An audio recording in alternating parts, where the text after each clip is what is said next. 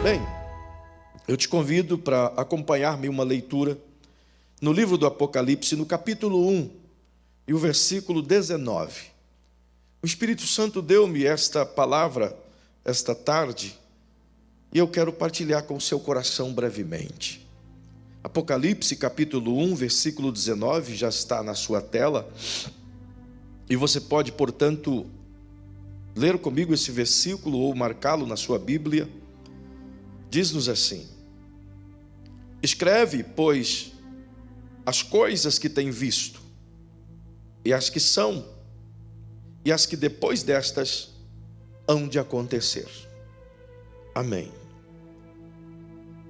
Que o Espírito Santo, ao pegar cada palavra que eu liberar essa noite, pois Ele muito bem sabe que só posso apenas falar-lhes, mas que Ele tenha liberdade de ministrar e lhe ensinar aquilo que Ele quer a partir dessa palavra. Tenha liberdade, Espírito Santo. Sabes o meu coração. Queridos, é com muito temor e com muito amor que eu te convido a prestar atenção nessa palavra que irei falar convosco. Se possível for, pare tudo o que você está fazendo aí na sua casa. Se possível for, convide algumas outras pessoas que estão aí no quarto, ouça junto, assista juntos. Se possível for, não se alimente agora, se alimente só depois. Se possível for, desligue de tudo e se conecte apenas nessa palavra. Preste atenção e anote-a, medite nela, pois algo o Senhor tem a nos revelar. E eu preciso te transmitir isso com sensibilidade, mas com brevidade, pois não quero extrapolar. Contudo, a importância do que tem aqui esta noite, embora pareça ser algo comum e prático do dia a dia, talvez ouvido por muitos, mas o que disse-me o Senhor essa tarde eu quero lhe transmitir. Há poucos dias atrás, eu trouxe-vos uma palavra vos apresentando 4 grandes perigos que têm cercado a igreja nos últimos 20 anos. Esses 4 grandes perigos que vos citei, inclusive isso também está na internet, você pode assistir, trazem revelações importantes. Mas essa tarde o Senhor me levou a olhar um texto, esse texto, e essa frase em especial, e eu quero aqui pedir as escusas a vocês, para não entrar em todo o panorama histórico, esse pano de fundo que o Apocalipse às vezes exige que a gente coloque sobre João na ilha de Patmos. Eu vou deixar isso aqui. E eu quero entrar direto no versículo justamente por conta do que eu gostaria de conversar com vocês. Perceba, Jesus diz a João no versículo 19, a última frase ele diz de maneira tão contundente. Ele apresenta a João: olha, eu quero que você escreva e você fale o que você viu. Tudo que ele viu no céu, tudo que ele viu acontecendo ali em volta, Jesus disse: eu quero que você notifique. Mas eu quero que você notifique também as coisas que são do presente. E Jesus diz algo muito forte para mim, pois ele diz assim: eu quero que você escreva e anuncie às pessoas as coisas que depois destas irão acontecer. E a frase preponderante desta noite é exatamente isso: as coisas que virão depois destas. E eu quero lhes apresentar 7 coisas, dentre muitas outras, 7 coisas que Jesus estava apontando que viria depois destas. Que são destas? O que Jesus está falando é acerca das coisas que João estava vivendo no seu tempo presente, das perseguições, das afrontas, das lutas, das tramas malignas e o desenrolar de todo o acontecimento profético que viria nesse tempo do que chamava do tempo dos gentios.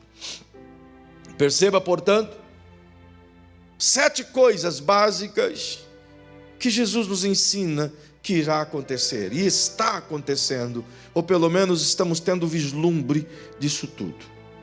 E essas coisas me fez ele pensar, não no sentido escatológico, mas no sentido dos perigos que conosco está, das crises que vivemos agora. Por isso disse-me o Senhor, depois destas 7 crises, estão se apresentando ao longo dos séculos. E eu não quero me ater às crises sociais, de pandemias, crises econômicas, crises de catástrofes e tantas outras coisas. Isso tudo tem. Mas ele levou-me a pensar, dentro das 7 igrejas da Ásia, 7 crises para os nossos dias, para os nossos tempos, que considero importante que você anote, que você saiba, que você entenda que é um alerta do Espírito Santo para nós.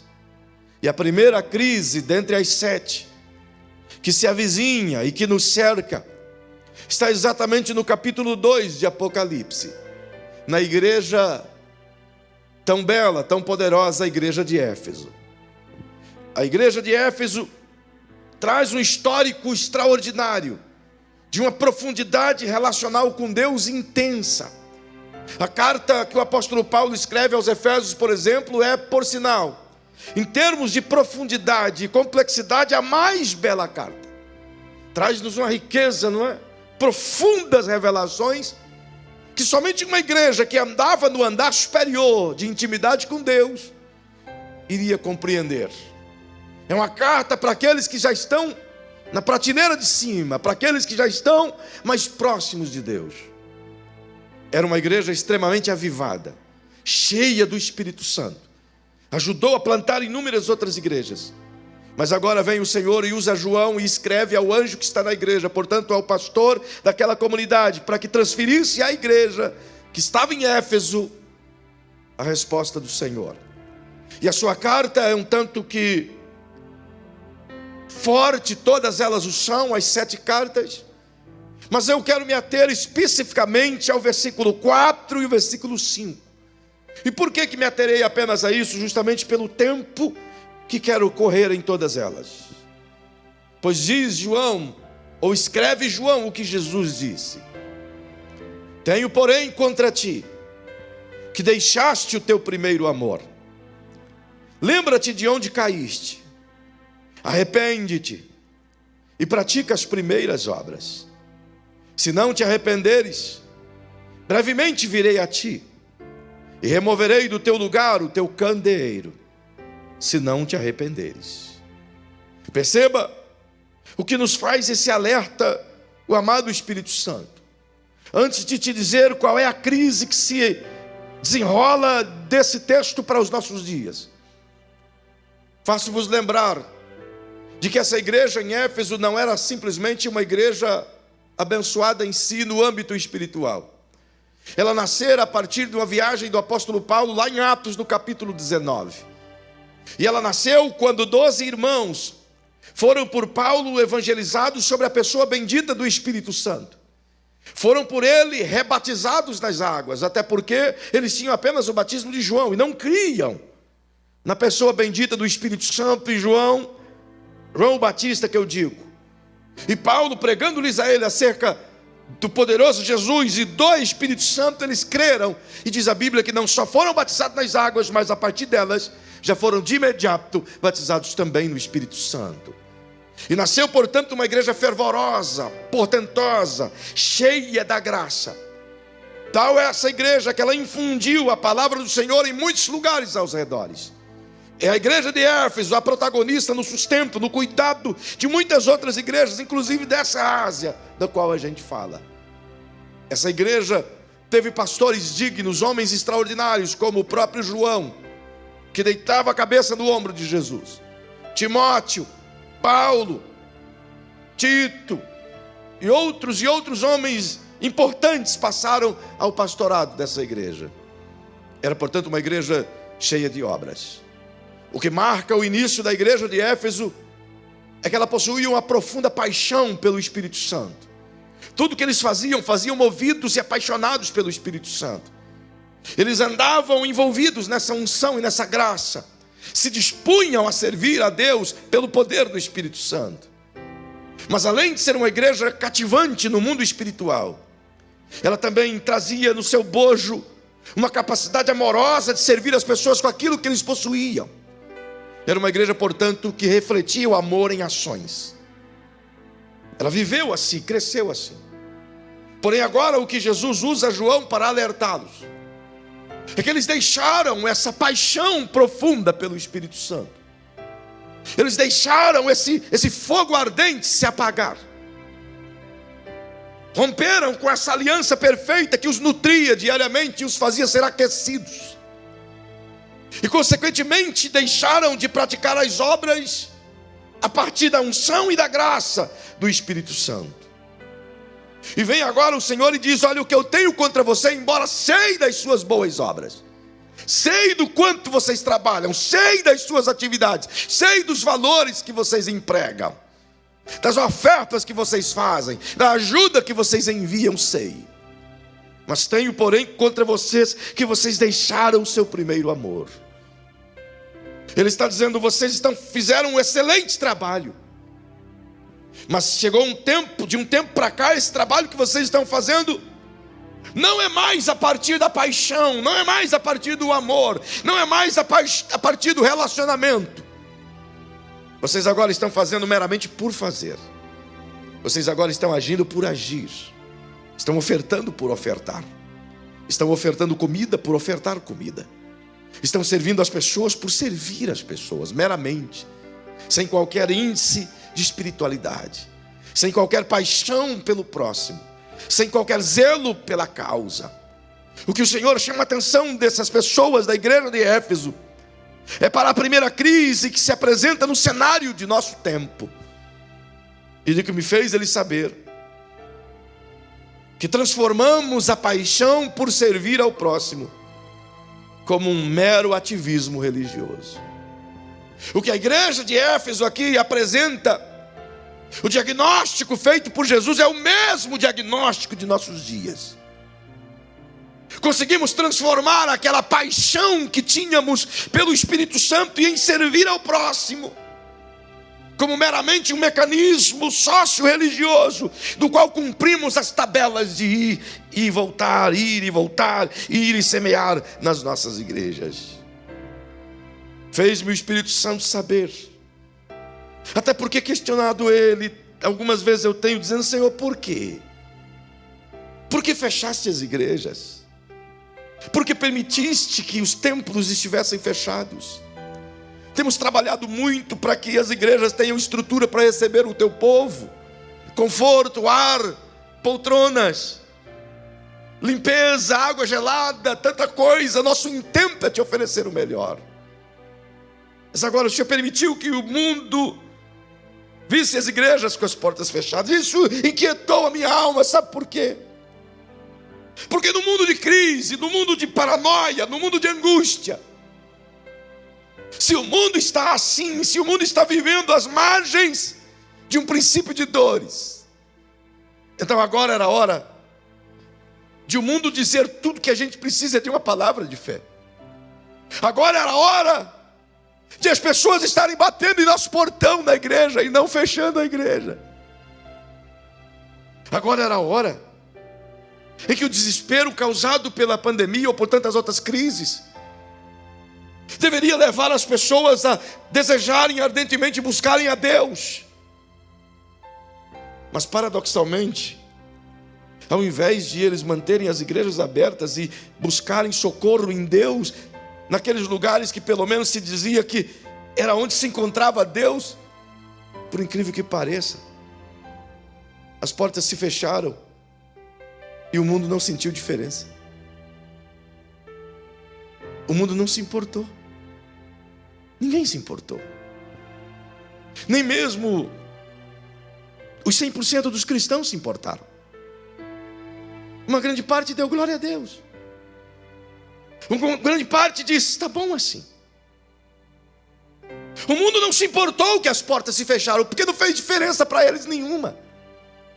O templo aberto domingo à noite ou fechado, não mudou nada. Por que não mudou? Então o Senhor me fez saber. Sabe, filho, vocês transformaram o relacionamento em uma mera atividade religiosa. Mecanismos. E mecanismos o mundo está cheio. Se você for à Índia, tem mais de 33 milhões de mecanismos. O Brasil tem mais de 2.000 entidades religiosas. Mecanismos. O mundo está cheio. Então o Senhor entendeu que era hora de permitir que tudo isso acontecesse. E as igrejas foram fechadas. Pastor, quer dizer que é da vontade de Deus que as igrejas estejam fechadas? Bem, a vontade de Deus é que as igrejas fossem igrejas em casa, no trabalho, na rua. Templo para Deus é meramente um local onde os crentes se reúnem. Mas para nós era importante. O que a gente perdeu é que transformamos apenas o templo como um lugar importante, você entende? O que deveríamos ter é o templo como um lugar importante, onde a gente se reúne, juntos, coletivamente, glorificamos a Deus e o adoramos. Temos comunhão uns com os outros, mas quando saímos do templo, continuamos sendo igreja fervorosa, viva, atuante, apaixonada, vibrante por Deus do mesmo jeito. E se isso não acontece, o templo é inócuo. Se isso não acontece conosco, perdemos o sentido de ser igreja. Então o Senhor permite que tudo pare, para que a gente tente olhar o que está acontecendo. E algumas coisas inquietam a nossa alma e devemos buscá-las no Senhor. Uma crise tamanha, tal qual na igreja de Éfeso, invade o nosso século e transformou a nossa paixão por Jesus. Sabe aquela paixão que você não via a hora de estar cultuando a Ele coletivamente, mas você não aguardava o culto acontecer na igreja para cultuar? Se levantava pela manhã e a primeira coisa que fazia após lavar os dentes era dobrar os seus joelhos, ou orar, ou às vezes até antes de lavar os dentes, dobrava o seu joelhinho, agradecia a noite ao Senhor por ter acordado pela manhã, e então pegava a sua Bíblia e ali você se degustava na palavra, era um momento maravilhoso, e o seu dia era feliz, você passava o dia inteiro assoviando, cantando, chorando, se alegrando. De repente você estava num canto do seu trabalho e as lágrimas rolavam do seu rosto, de repente até línguas estranhas saíam de seus lábios e você não entendia por quê, mas é por causa do nível da comunhão Mas agora tudo perdeu sentido. Sente uma obrigação de ir ao culto. Oferta um pacote de arroz por conta do quilo do amor e como que é a obrigação de fazê-lo.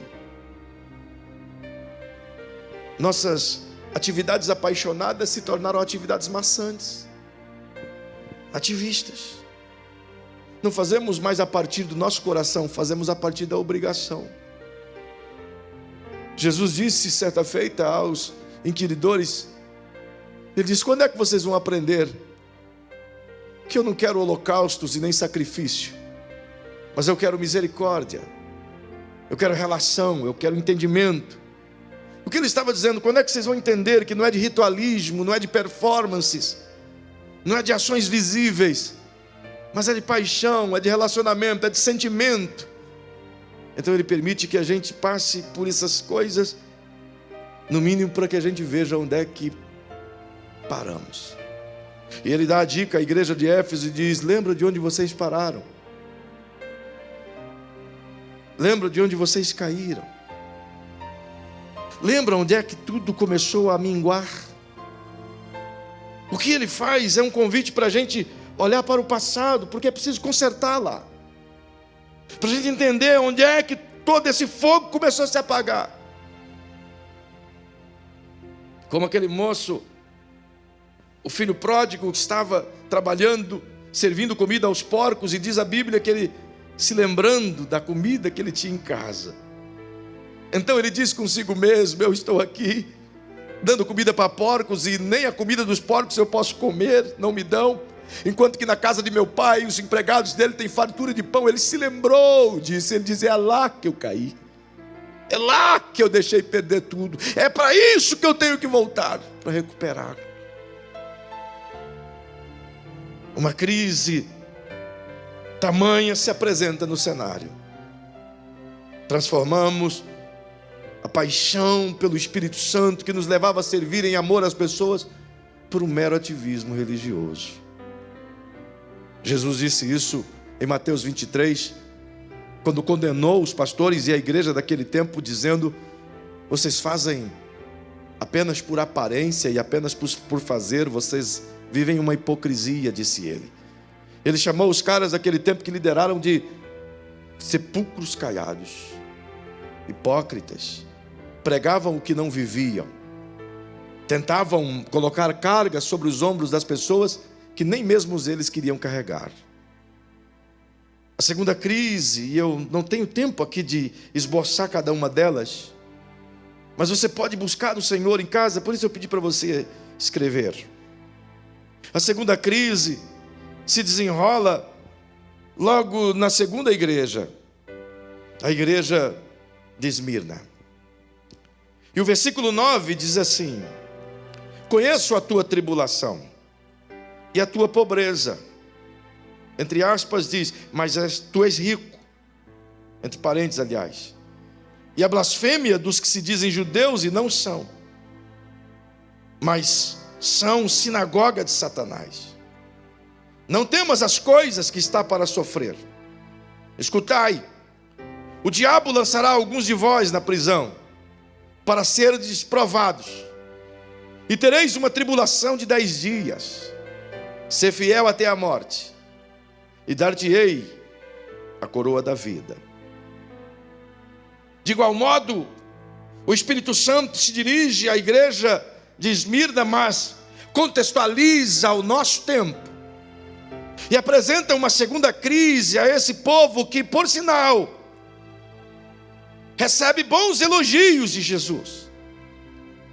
Não tem aqui repreensões a essa igreja.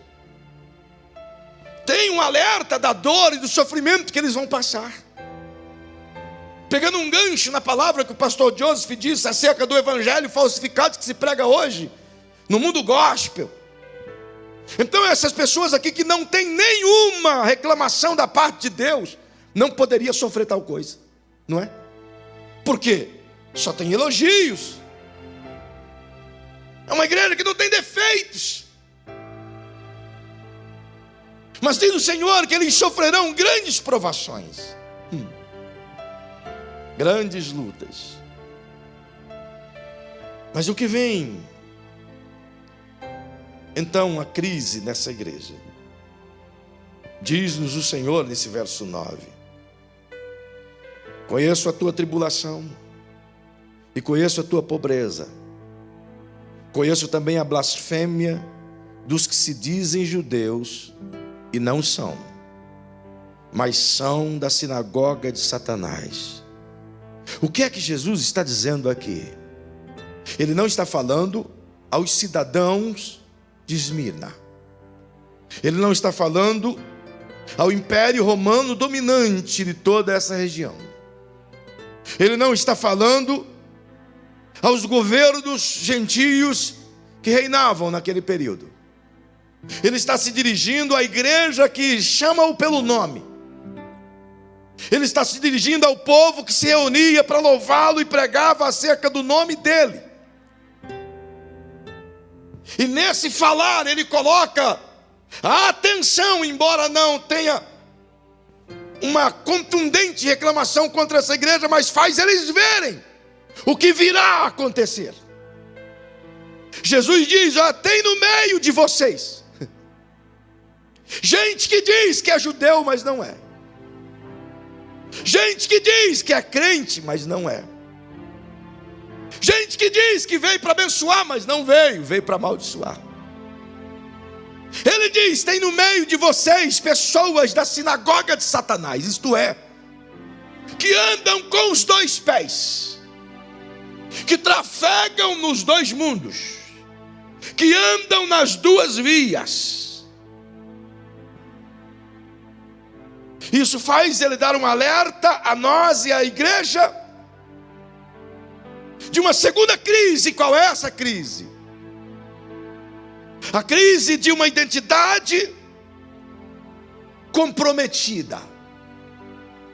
A igreja que era identificada como plenamente pura pela presença destes e das atitudes destes, se torna comprometida. Uma identidade comprometida faz com que o mundo aceite a igreja na mesma medida, do mesmo jeito em que ela tem aceitado o mundo. Quando a igreja permite que a sua identidade seja comprometida, ela leva a ser aceita pelos padrões do mundo, totalmente antagônico ao que Jesus disse que seria, do mesmo jeito que ela aceita os padrões do mundo dentro dela. Onde as coisas se tornam triviais, onde as amizades com o mundo se tornam banal. O que Jesus está dizendo é: vocês estão participando dos mesmos manjares. A igreja, dito isso de forma sábia, alguém desconhecido disse que a igreja não fora feita, como um grande barco, que não fora feita para ficar no porto, foi feita para navegar. E o mundo são como grandes mares. Então a igreja navega no mundo, mas as águas não podem entrar no barco. O que Jesus está dizendo é que a igreja precisa trilhar e caminhar no mundo, limpa, sadia, pura. Mas as amizades do mundo não podem influenciar o padrão da igreja. Ela não pode comungar, ela não pode andar da mesma forma nos mesmos ambientes. Não dá certo. Igreja é igreja, mundo é mundo. Deus é Deus, Satanás é Satanás. Santo é santo, pecador é pecador. Não são palavras minhas. Disse Jesus em João 15, verso 18 e 19, dizendo que o mundo o odeia, porque ele lhes mostra a verdade ao mundo. E logo, se o mundo odeia ele, vai odiar a nós também, porque primeiro odiou a ele, logo vai nos odiar que seguimos a ele. E ele diz: agora, se vocês forem amigos do mundo, então o amor do Pai não está em vocês.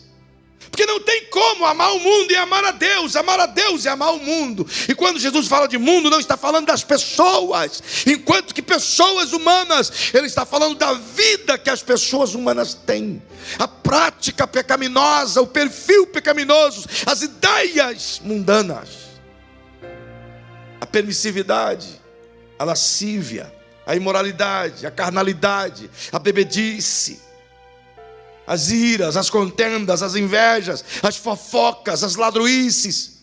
Tudo isso não dá para conviver. É interessante, eu gosto de uma palavra pesada até, você pode ver na sua Bíblia, Tiago, no capítulo 4 e o versículo 4, ele até confronta, e ele utiliza dois verbetes tão difíceis, duas palavras difíceis, né? Eles falam adúlteros e adúlteras, se referindo àqueles que vivem dentro da igreja, mas com um pé lá e outro cá.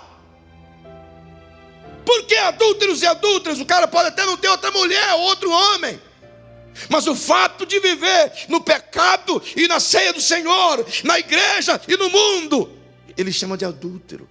Por quê? Está traindo o próprio noivo. Se eu manipular essa palavra para o meu bel prazer, para o benefício próprio, eu estou traindo ele, eu estou adulterando a palavra.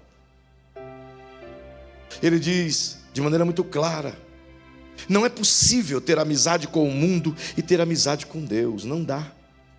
Você vai ter que escolher um, com quem você vai andar.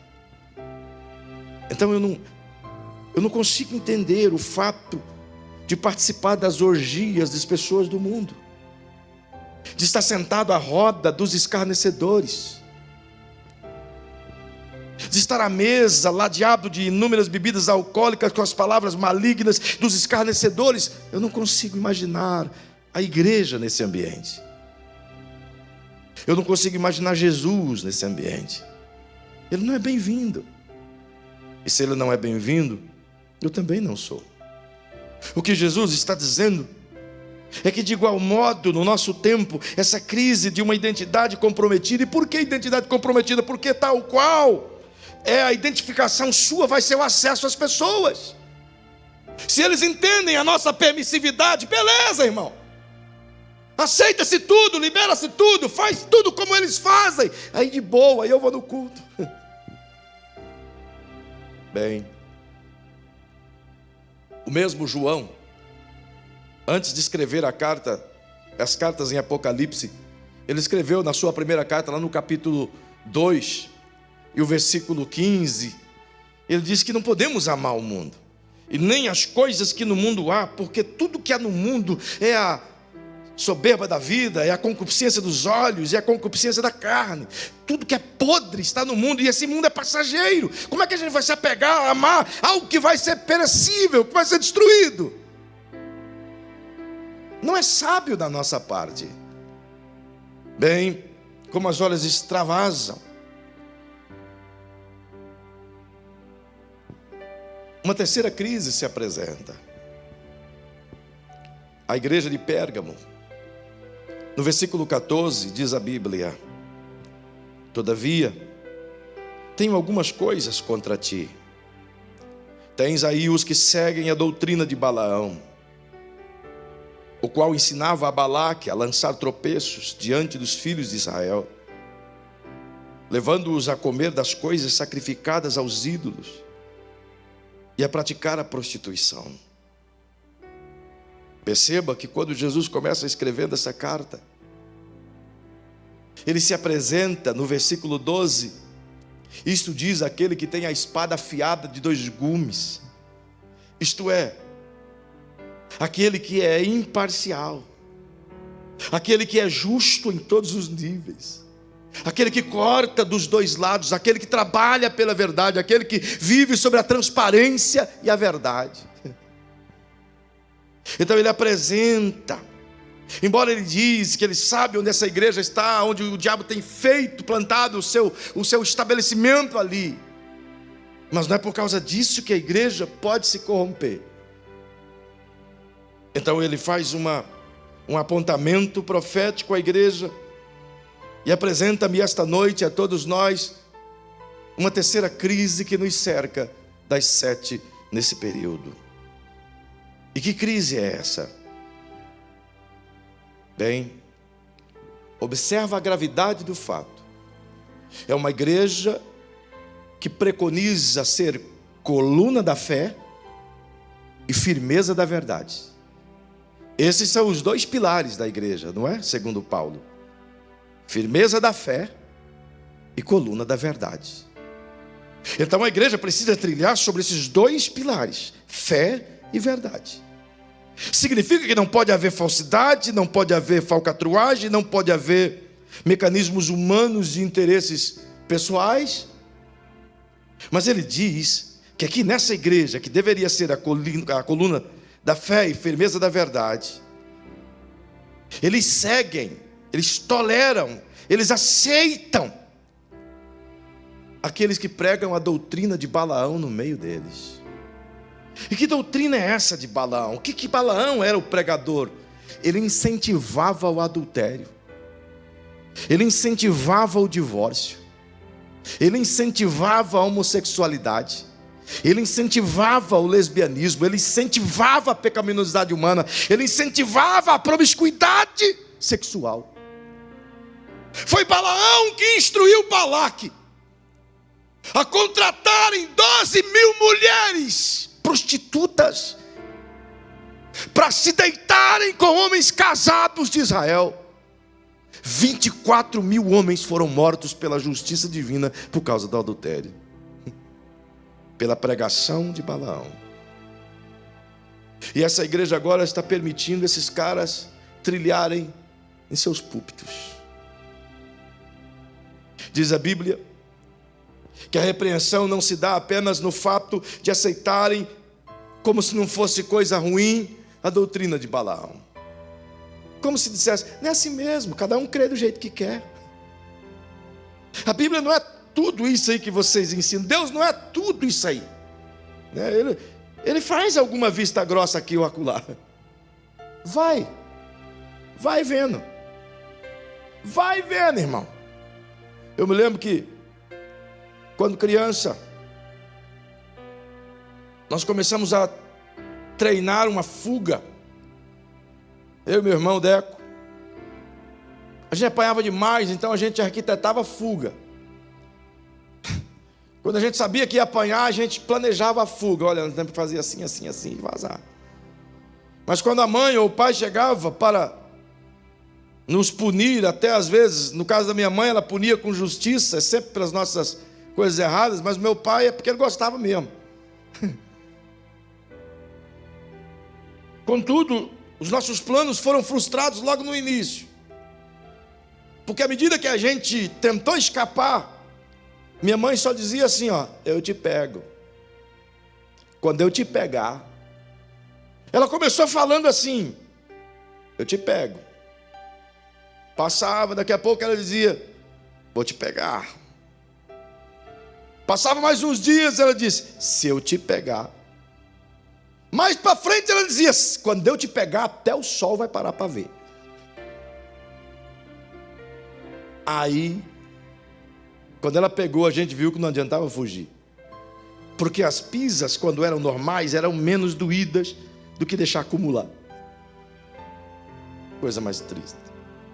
Tem pessoas que acham que Deus pode ser desprezado, zombado. Não, meu irmão. Ele puxa o tapete a hora que Ele quiser. Ele julga quem Ele quiser. Ele pune quem Ele quiser. Ele é Deus. Ele faz o que Ele quiser. Ele é Deus. Ele não está obsoleto, absorto, distante, apático ao que o mundo está fazendo, não. E nem ao que a igreja está vivendo, não. Ele está medindo tudo, colocando tudo em sua balança. E o que Ele está dizendo nessa igreja aqui, gente, vocês não estão só caminhando nas pernas de Satanás, mas vocês estão dando comida aos ídolos, vocês estão sacrificando a eles, vocês estão transformando o altar de Deus numa profanação ao diabo. O que Jesus está dizendo aqui? Quando o culto que deveria ser dado a Deus é dado ao homem. Quando o diabo promove o homem para que este seja adorado, é um meio que ele afronta a Deus. E quando o homem passa a ser o centro e não Deus, é como se a igreja tirasse o culto do Senhor e cultuasse seus homens. E vem Jesus e diz a João, a igreja de Pérgamo despiu-se da santidade e se tornou conivente com a imoralidade. E eu não sei se vocês concordam comigo aí em casa, mas eu tenho sentido constantemente, ao estar com o Senhor, as dores e as tristezas, ao perceber a forma como que a igreja, e como eu digo, a igreja não é o 100%, é uma grande parte dela, mas não é o 100%, sempre tem o remanescente dentro dela, sempre tem. Mas como a igreja do mundo está caminhando agora completamente distante do perfil de santidade, sabe, pastor Joseph, eu não estou falando aqui de corte de cabelo, não estou falando aqui de barba, não estou falando aqui de bermuda, não estou falando aqui de sapato de salto alto, não estou falando de batom, nada disso. Isso é apenas coisas passageiras, efêmeras, pequenas. Eu estou dizendo do que tem aqui dentro, da hipocrisia, da imoralidade aqui dentro, da pecaminosidade aqui dentro, de alguém que não consegue abraçar uma irmã sem ter pensamentos maliciosos com ela.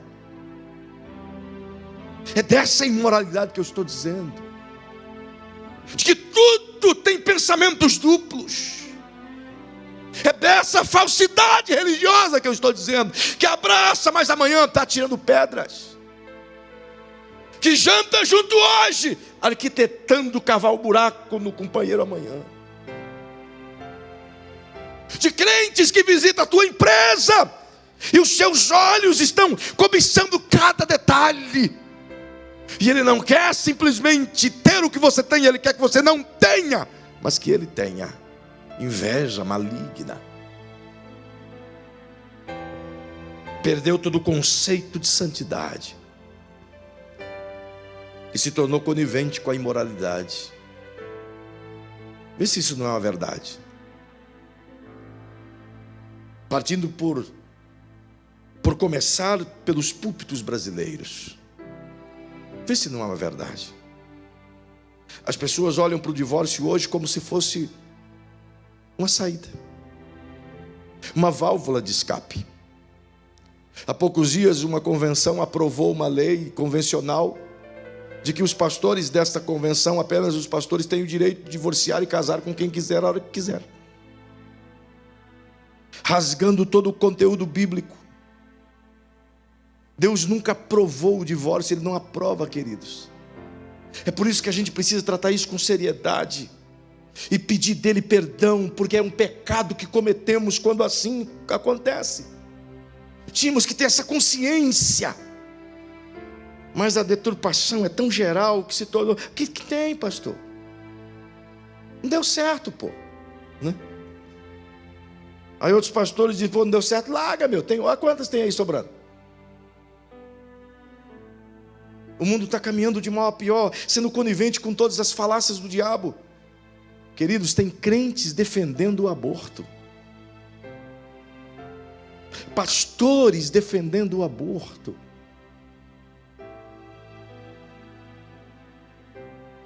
Vê se o que Jesus está refutando aqui na igreja de Pérgamo não é o mesmo que está acontecendo conosco hoje. Uma crise de santidade terrível. Despimos do nosso manto de santidade e acabamos concordando com as imoralidades mundanas. Se tornou normal.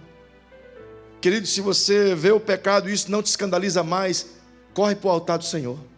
Sério, pastor Joseph. Se a gente vê a pessoa em pecado e esse pecado que ela está cometendo não nos escandaliza mais, não nos provoca náuseas, então nós temos que correr nós para o Senhor, porque aquele já está no pecado mesmo. Agora a gente está caindo. Se olhar para a miséria do mundo e isso não me causar mal algum, meu irmão, vamos correr para Jesus hoje e pedir perdão, porque algo em nós está errado. Você não vai encontrar em nenhum texto bíblico qualquer conivência da igreja para com as imoralidades mundanas. Nada. A quarta, a igreja de Tiatira,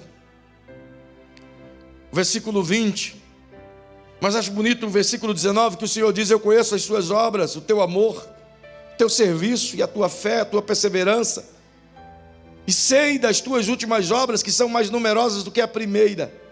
O que ele está fazendo aqui? Cara, vocês superaram. Se vocês fizeram uma marcha o ano passado com 1.000, esse ano vocês fizeram com 10.000, vocês se superaram. Se vocês deram 100 cestas básicas o mês passado, esse mês vocês deram 150, vocês estão melhorando a cada mês. Vocês estão fera, vocês são, o gráfico de vocês é sempre crescente. Muito lindo, vocês estão maravilhosos. Mas aí o versículo 20 ele diz: mas eu tenho contra ti. Essa frase de Jesus é dramática, porque nem sempre a gente quer ouvi-la. Até porque nem sempre a gente pergunta para ele: Senhor, tens alguma coisa contra mim? Talvez dura coisa é dizer a você: irmão, pergunta para Jesus, porque ele não vai te enganar, nem vai me enganar a mim. Ele vai dizer, porque ele nos ama, não com falsidade. Então ele diz: mas tenho contra ti que toleras a Jezabel, mulher que se diz profetiza. Com o seu ensino ela engana os meus servos, seduzindo-os a se prostituírem e a comerem as coisas sacrificadas aos ídolos. Olha a contaminação. Palavras sorrateiras.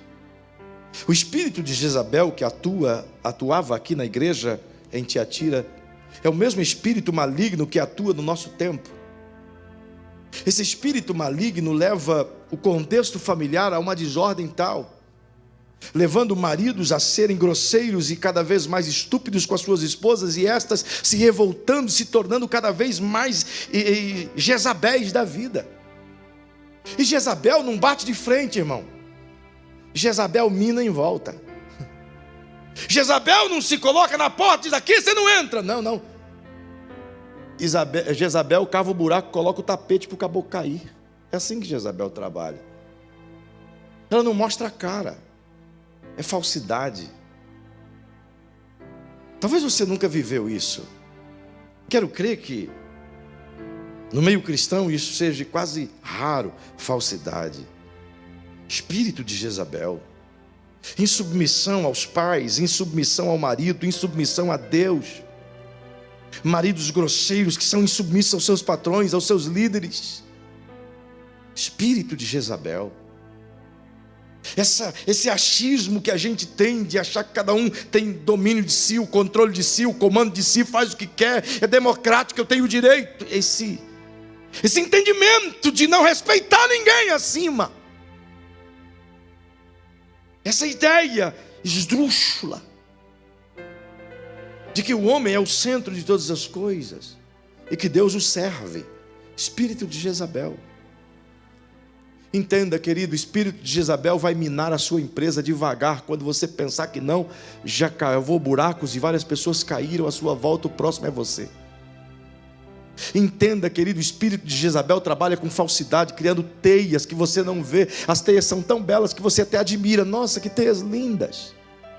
Mas quando você perceber, você está todo enlinhado e você não consegue soltar.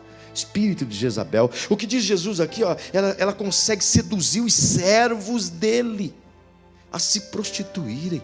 Ele não está dizendo seduzir os novos convertidos.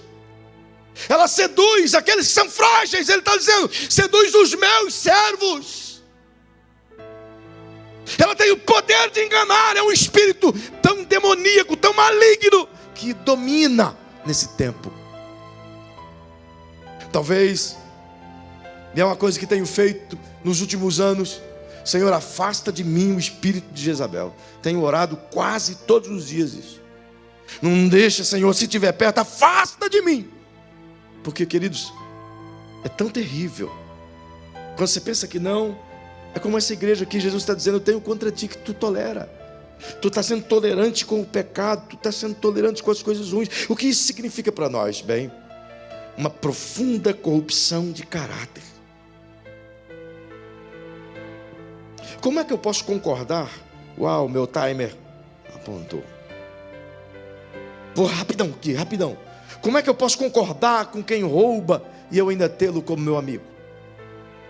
Como é que eu posso concordar com quem se prostitui e andar lado a lado? Como é que eu posso concordar com o mau caráter e andar lado a lado, como eu sendo luz e ele trevas? Não dá. Como é que eu posso andar dessa forma? O apóstolo Paulo, em 1 Coríntios capítulo 6, versículo 11 até o 18, ele relata o choro do coração de Deus. Pois Deus diz: ei, não se prendam ao julgo desigual, pois que comunhão há a luz com as trevas? Que relação há entre o culto a Deus e o culto a Belial? Que unidade há entre a bênção e a maldição? Ele está dizendo: ei, não dá para caminhar junto. Saí do meio deles, apartai-vos, se afastem deles, e eu serei para vocês pai, e vocês serão para mim filhos. É um convite e um choque. Não dá para caminhar junto. Eu não me lembro ao certo, não sei se foi Ageu ou foi Amós que disse: andarão dois juntos se um não estiver de acordo. Como é que dá para comungar com a maldição e com a bênção? Não dá, irmão. O que Jesus está dizendo a essa igreja: gente, vocês estão sendo corrompidos em caráter. E a corrupção do caráter começa justamente quando a gente aceita as pequenas corrupções. Quando a gente aceita uma propina, quando a gente pega um saco de cimento de um político para mexer na igreja, sabe? Ninguém dessa gente te dá nada que não venha a fatura depois. E não é só político, é todo tipo de gente. É por isso que estamos onde estamos, e os homens sérios que trafegam nesse mundo sofrem porque tentam ser justos e são coibidos e são maltratados. E glória a Deus porque são maltratados. Quando você vê alguém sendo maltratado dentro da política, sendo chacoalhado, sendo xingado, sendo batido, e não terem nada contra ele senão palavras, então acredite nesse cara, porque ele está tentando ser diferente no meio corrupto. Alguém disse sabiamente que num mundo onde se aprendeu, conviveu eternamente com a mentira, quando você diz uma verdade, você se torna o louco. Perceba, não podemos ser tolerantes com a corrupção dessa. Disse Jesus a essa igreja: vocês estão andando com uma profunda corrupção de caráter. Essa é a quarta crise de nosso tempo, que permeia a igreja de nosso tempo, uma profunda corrupção de caráter. Se você olhar os Romanos no capítulo 12, dos versículos 9 ao 18, você vai ver a recomendação do apóstolo Paulo, levando-nos a igreja a ter uma nova maneira de pensar e uma nova maneira de proceder, de viver, de caminhar, em que nada devamos uns aos outros senão o amor. É uma resposta de vida com Deus e não uma resposta de vida humana para com humanos. Bem, a quinta crise que se apresenta, Apocalipse 3, a igreja de Sardes. E o verso 1 ao anjo da igreja de Sardes escreve: isto diz o que tem os 7 Espíritos de Deus e as 7 estrelas. Conheço as tuas obras, tem nomes de que vives, mas está morto. A crise que o Senhor me disse essa tarde, que se instalou em nossa nação. E quando eu digo igreja, não estou dizendo denominação, queridos. Digo isso com muito temor do Senhor. Eu digo igreja como crentes de um modo geral nesse Brasil, tirando aqueles que se desdobram diante do Senhor em uma busca de santidade, de conversão, de caráter, de serviço, de amor. Mas o Senhor faz-me perceber na igreja de Sardes, eu não tenho tempo de comentar as coisas dessa igreja, que a crise que se apresenta aqui de forma tão dramática é uma desonestidade contagiosa, tão intensa, que faz com que as pessoas vivam de aparência, não é o que parecem ser, e a gente aceita de bom grado. A minha máscara está aqui na poltrona, sua máscara está aí, você está de máscara em algum lugar, está aí guardada. O Lucas está de máscara.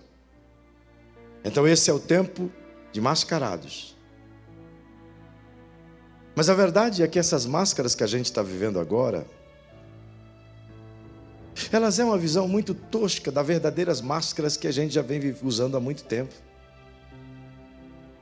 Máscaras de falsidade, máscaras de um amor fingido, máscaras de um serviço por interesse, marcas de um aleluia meramente religioso, máscaras de um contraponto meramente interesseiro, máscaras onde nos leva a gente a apresentar que somos uma coisa e na verdade o cara é outra.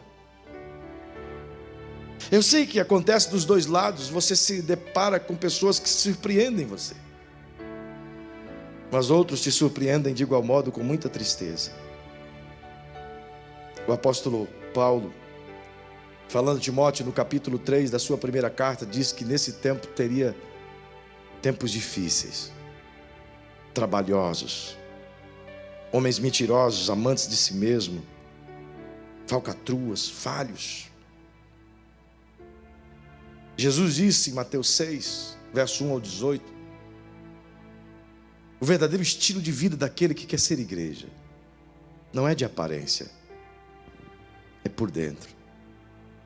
Ele disse: se a vossa justiça não exceder a justiça das pessoas que se dizem religiosas, de maneira nenhuma você entrará no reino de Deus. É preciso olhar aqui dentro. Eu amo o livro de Salmos, e nesse período do ano eu estou mergulhado nos Salmos. Essas mensagens todo dia estão sendo em Salmos, as da manhã.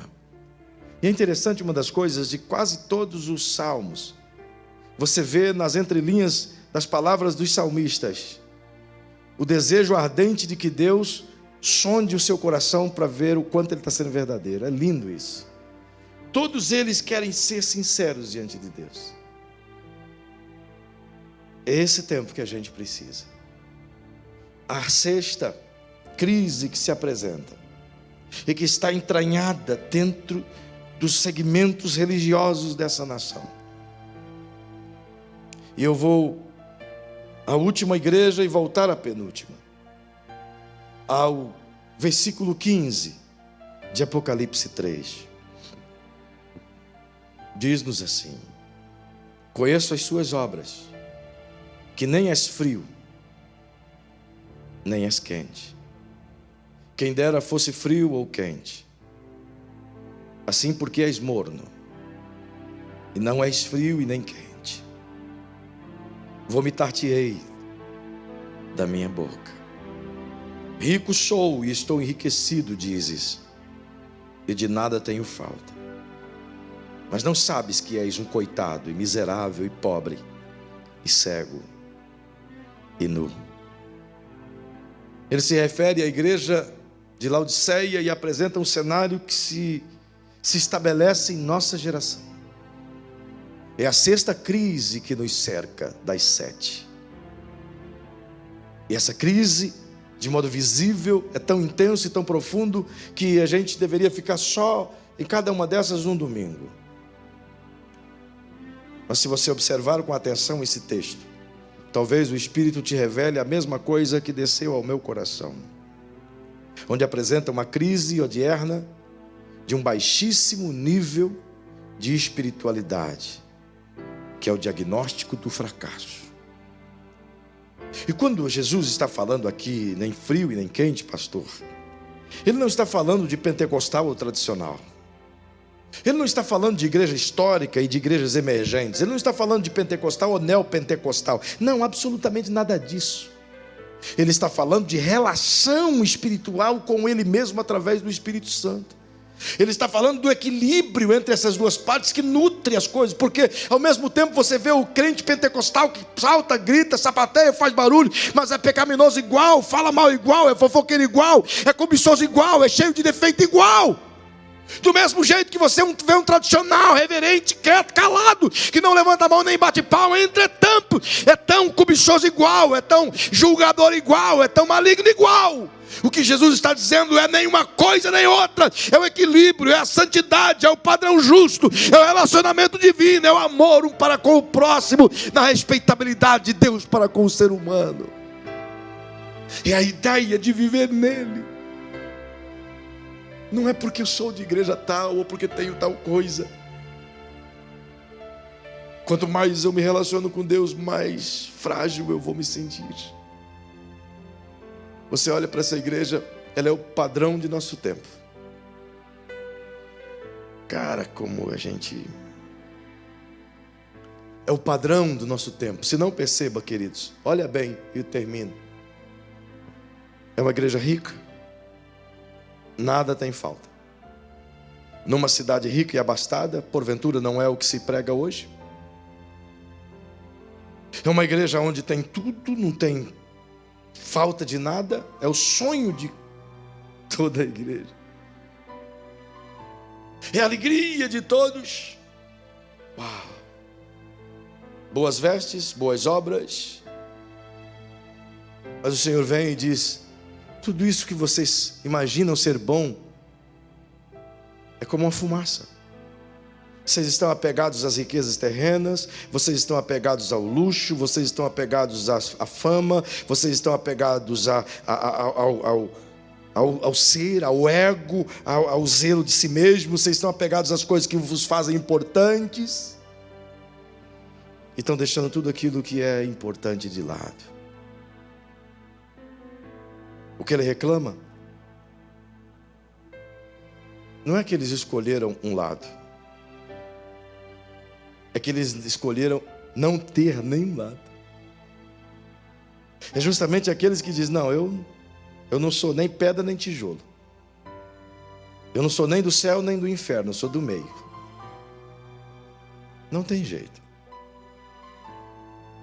O que nos convida o Senhor é sermos um transparente verdadeiro, santo e justo na maneira de se comportar. Ele fala isso e ele chama a atenção dessa igreja justamente porque todo esse conteúdo bíblico extraordinariamente profético nasce de uma vida extraordinária e perfeita com Deus. Afinal de contas, você não vai ver o Espírito Santo inócuo, escondido, senão atuante em todo o Novo Testamento. O que Jesus está dizendo é: vocês abandonaram o Espírito Santo, vocês deixaram ele de lado, vocês não têm de maneira alguma qualquer tipo de relação com ele. Agora é com vocês mesmos. Vocês não precisam mais de mim, não precisam mais de Deus. Por isso o orgulho bateu a porta. Rico sou e de nada tenho falta, mas não sabe que és pobre, miserável, cego e nu. Mas a Bíblia diz ainda uma sétima crise, e concluo agora. Apocalipse 3:8 diz: conheço as suas obras, diante de ti pus uma porta aberta, e ninguém pode fechar. Sei que tem pouca força, entretanto guardaste a minha palavra e não negaste o meu nome. Farei dos da sinagoga de Satanás os que dizem judeus e não são, mas mentem. Farei que venham e adorem prostrados aos teus pés e saibam que eu te amo. Visto que guardaste a palavra da minha perseverança, também eu te guardarei da hora da tribulação que há de vir sobre o mundo. Que crise é essa que o Senhor me faz alertar a Igreja Batista Boas Novas e todos aqueles que nos ouvem? O mundo está às vésperas da grande tribulação. Talvez o que poderíamos alegrar o teu coração, vou levar esses pedidos para orar comigo essa manhã. Talvez o que você ficaria feliz nessa mensagem é se eu trouxesse alguma coisa profética, dizendo: cara, essa semana vai ser surpreendente financeiramente na tua empresa, tua vida vai melhorar radicalmente, alguma coisa normal assim irá acontecer. Mas com temor do Senhor eu tenho para te dizer algo, querido, que é a sétima crise que se apresenta. Se prepare. O mundo está às vésperas da grande tribulação, então se prepare. Por quê, pastor? Porque coisas piores virão. Coisas piores virão. Se você está achando que o coronavírus é o fim, coisas piores virão. Se a sua fé está sendo abalada com o Covid-19, com os fechamentos das igrejas, coisas piores virão. Se você está tendo dificuldade com a sua família, apenas com um vírusinho desse, embora letal, perigoso, dramático, mas coisas piores virão. Igreja do Senhor, não é tempo de brincarmos de ser crente, queridos. Não podemos cochear em dois caminhos ou pensamentos, queridos. Deixe o pecado, deixe a mentira, deixe a lascívia, deixe a imoralidade, deixe essa sedução, deixe esse espírito de Jezabel. O Senhor começa o julgamento da igreja pela sua própria casa. Não julgará o mundo sem antes vir o julgamento na igreja. Coisas piores ainda virão. Então, se você puder se preparar, se prepare. Se você puder rever seus conceitos de fé, reveja. Se você puder refazer tua aliança com Deus, refaça. Se você puder rever a tua aliança com teu irmão, reveja. Não espere. Não espere. O tempo é chegado ao fim. coisas piores virão. Se eu tivesse tempo, eu ia te mostrar os resultados e as coisas que virão. Terremotos infinitos, maremotos de ondas altíssimas, chuvas torrenciais e grosseiras que arrasarão cidades inteiras, tempestades de raios e trovões que você nunca viu na vida, pedaços de meteoritos cairão em várias partes do mundo e você nunca imaginou, você vai ver. Chuvas de pedras, de granizo de quase quilo, você vai ver. Coisas piores virão. Seca, gafanhotos, pestes, doenças piores do que estas, crises econômicas infinitamente maiores, domínios imperialistas como China, Rússia, perseguindo igreja, matando crentes aos borbolhões. Você vai ver. Nesse tempo, prepare-te, coisas piores virão. Não é uma profecia de agora, está aqui, há 2000 anos revelado. E 98% das profecias reveladas a esse tempo se desdobram diante dos nossos olhos. Só não vê quem não quer. Vamos buscar a Deus, queridos. Isso não vai acontecer, está acontecendo. Vamos buscar a Deus. Se reúna com a sua família todos os dias. Pegue nas mãos deles, está em casa. Faz uma roda de oração todo dia. Se não consegue fazer isso, ore pela sua família todo dia, peça perdão por eles. Se conserte com Deus, passe tempo com Ele. Termino essa palavra te dizendo e deixando esse conselho a você. Escreve isso no seu coração. Invista mais tempo em Deus do que nas coisas.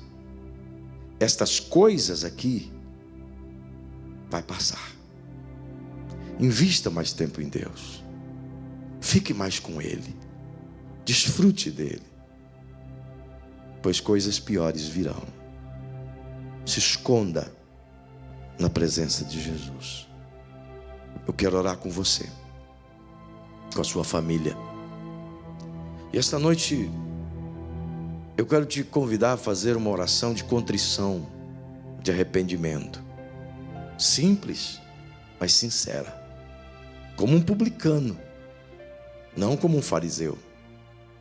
Então, se você puder aí na sua casa, como um publicano, abrir o seu coração e dizer a Ele: Senhor, eu sou isso aqui, esse pó, essa mazela humana, perdoa eu. Ore comigo se você puder, em nome de Jesus. Paizinho, é com temor que eu dou esses sinais a essa igreja, como me disseste. É bem verdade que esses sinais que eu pude lhes dar é tão pobre mediante os meus argumentos, mas eu sei que é tão rico mediante a sua sabedoria. Não tenho eu palavras, Senhor, do qual possa convencer qualquer um dos irmãos. Não sou hábil para isso. Nem tenho, Senhor, condições para melhorar o vernáculo de cada uma dessas frases. Mas aquilo que tu disseste, Senhor, certamente já está acontecendo. Então, como seu servo menor e o irmão menor de cada um dos membros dessa igreja, mas envolvido pela responsabilidade de lhe apresentar a esta igreja, Senhor, pois o tempo que me foi confiado a pastorear é da mesma sorte o tempo que me cobriu de responsabilidade de cada uma delas. Sei que não sou responsável por aqueles que escolhem se perder, mas sou responsável por falar a verdade, por ensinar. Eu não quero me omitir a isso. Mas se de alguma maneira eu tenho omitido da sua igreja, Senhor, a verdade que esclarece, a verdade que os ilumina, para que não sejam esquecidos no dia do arrebatamento, para que não sejam deixados para trás, para que não sofram as dores com o anticristo. Perdoa-nos, Pai. Perdoa a nossa fraqueza. Perdoa a minha fraqueza enquanto que líder. Perdoa a minha fraqueza enquanto que pai, enquanto que marido, enquanto que homem. Perdoa os meus fracassos espirituais. Perdoa, Senhor. Nós nos arrependemos. Como igreja que estamos orando juntos agora. Sonda o nosso coração, Senhor. E se encontrares qualquer uma dessas 7 crises, nos mostra, Pai. Nos ensina. E nos faz perceber que tudo vai mudar, se dispormos a Te buscar. Eu sei, Senhor, que tudo pode mudar. Mas isso só pode mudar se o meu coração se dispor a Te buscar. E é isso que eu quero pedir-lhe. Recebe-nos quando formos a Ti. É o meu pedido a Ti esta noite. No temor e no amor de Jesus, eu oro pela igreja que amo tanto, mas que não se compara ao Teu amor por ela. Assim eu peço que os guarde, os santifique, os livre da corrupção, os arranque para longe da imoralidade, que os faça fugir das amizades do mundo, que eles sintam as náuseas que o Senhor sente em relação ao pecado, que o espírito de Jezabel não os convença das suas malignidades, que a frieza, a mornidão ou a temperatura inadequada que nos faz sermos soberbos se afaste de nós, e que possamos ter o relacionamento em Ti, Senhor, que Te atraia a nós, e as pessoas possam sentir a Tua presença por meio de nós. Eu termino essa oração, Paizinho, acreditando que milhares de pessoas estão igualmente orando agora. E o meu pedido, Senhor, é que o Senhor os ouça, os abençoe. Aí nessa sala, Senhor, observando essas lágrimas, esse coração contrito, perdoa, mas abençoa. Perdoa essa mulher, mas abençoa. Perdoa esse jovem, essa moça, esse filho, essa filha. Perdoe esse pastor, perdoe a mim como pastor. Perdoe-nos enquanto que igreja. E nos prepara, Senhor, porque quando as outras crises chegarem, nós não vamos estar escondidos como nesta crise, mas vamos ser a Sua voz em um mundo de trevas. É o que eu lhe peço isso agora em nome de Jesus. Amém. Que o grande amor de Deus, que a paz perfeita de Jesus, que a comunhão maravilhosa do Espírito Santo que não te deixa, que te acompanha ao seu trabalho, ao seu labor diário, te guarde, te proteja e te abençoe, te livrando de todo o mal, em o nome de Jesus. Deus te abençoe. Um grande abraço.